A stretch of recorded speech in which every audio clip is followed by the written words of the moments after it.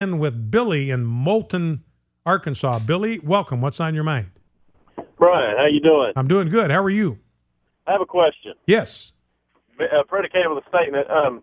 Hillary Clinton is on record of testifying to the fact that the Central Intelligence Agency funded and trained Al-Qaeda, got them established as an organization.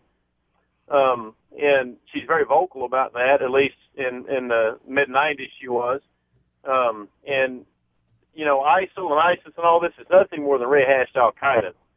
So my question in regard to that is, what business is it of the United States or anyone else what Iran does with their nuclear weapons program when the United States itself, that would be us as a nation, we haven't used it for the good of humanity either? Would you please explain that to me?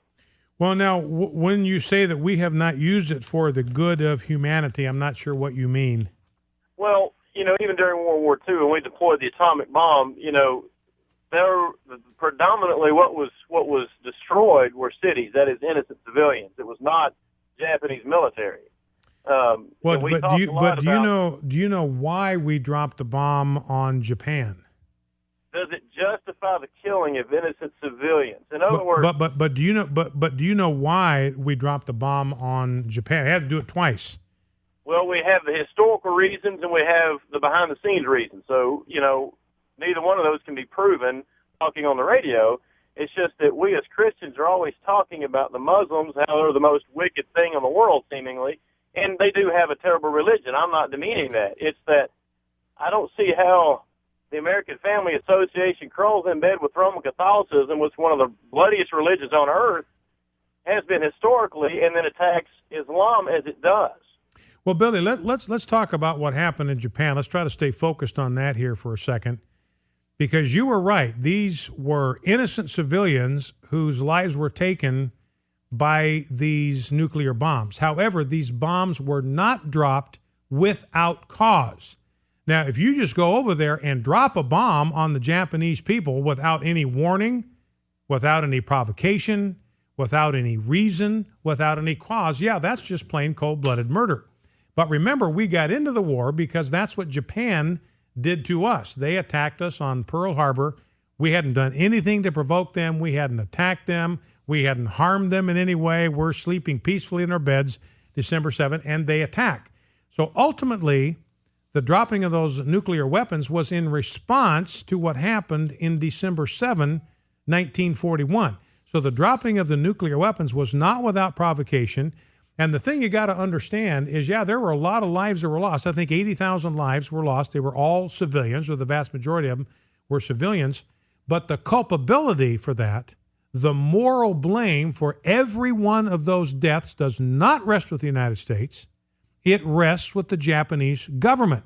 If anybody is to be faulted, if the blood for those innocent civilians is to be placed at anyone's feet, it would be placed at the feet of the Japanese government, who attacked us without cause on December 7th, 1941. Hang on just a second. I keep unhooking myself. I just did it again. There we go. I'm back in. I got to do something about this.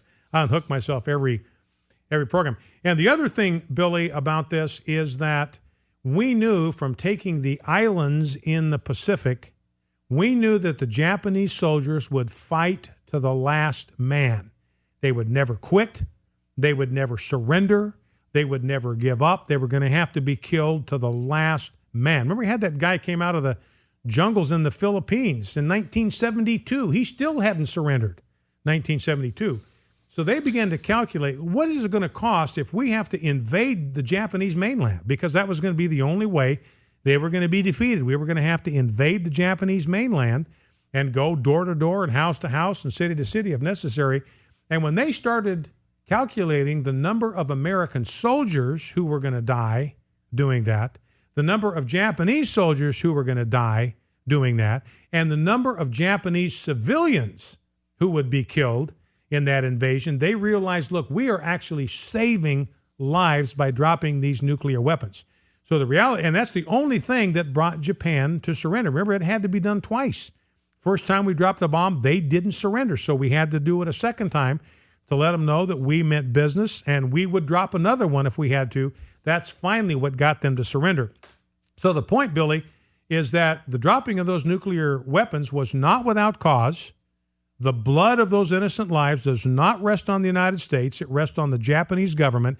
And the dropping of those nuclear bombs in the end saved more innocent civilian lives than they took. And they brought peace to the world. All right, Billy, any reaction, anything you want to say? Yes. The way you can lock me down and put me on hold there and I can't respond, it really is an unfair advantage you have, but it's your talk show.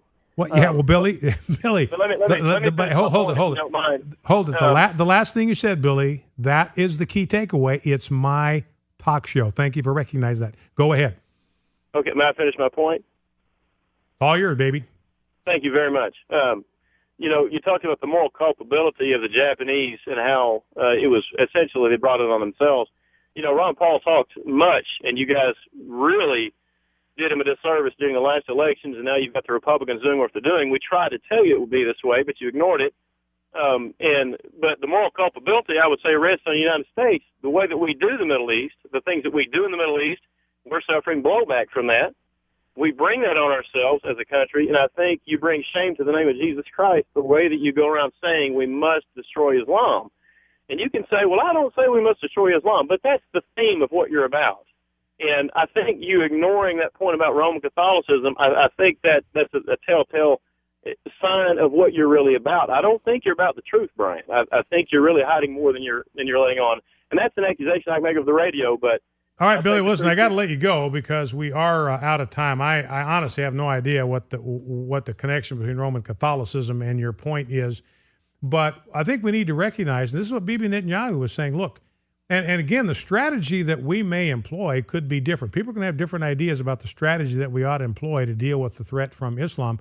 But we have got to realize that Islam represents an existential threat to the United States. It has to be stopped. It has to be resisted. It has to be blunted. It has to be thwarted. I believe it has to be contained. I'm not in favor of an invasion to stop ISIS. I think what we ought to do is we ought to stop Islamic immigration so we don't bring any more of this toxin into the United States. We ought to empower the states according to the Constitution that the founders gave us to stop the building of any more mosques. We ought to break up the Muslim student associations.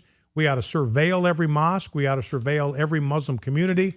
And we ought to crack down on anyone who has nefarious plans against the United States. We need to quarantine Islam. We need to keep it locked up in Muslim lands where they can live the way they want. They attack us, though. If they come after us like they did on 9/11, we are going to go after them with every single thing that we have. That's the Christian thing to do because it saves lives. See you right back here tomorrow. Don't forget, we're fighting a winnable war.